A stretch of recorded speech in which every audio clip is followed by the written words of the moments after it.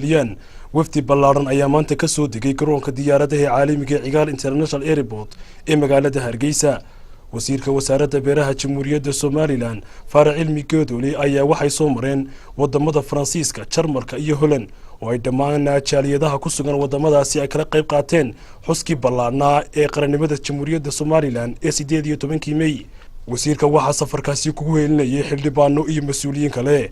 ugu horreyn waxaa halkaasi ka hadlay wasiirka wasaaradda beeraha Jamhuuriyadda Somaliland Professor Faarax Cilmi Goodole waxaanu aad ugu mahadnaqay dhammaan jaaliyadihii reer Somaliland sidii wacnayd ay ugu soo dhaweeyeen wadamadaasi uu kaga qayb galay xuskii ballaarnaa ee 18 May.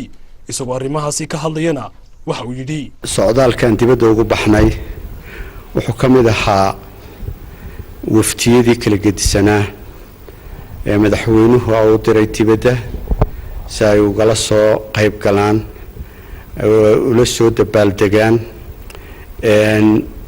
bulshada reer Somaliland ee daafaha adduunka ku kala firirsan.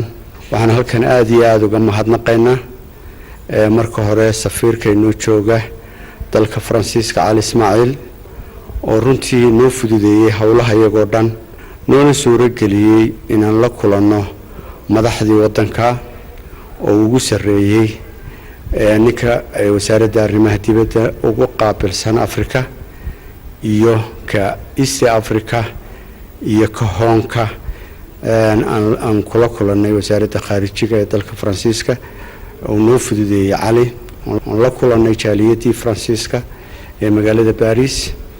waxaan la kulannay jaaliyadda Jarmalka ee magaalada Berlin oo maalintii 18 May aan kula dabaaldegnay. aad iyo aad baan ugu mahadnaqaynaa iyo jaaliyadda dalka Netherlands.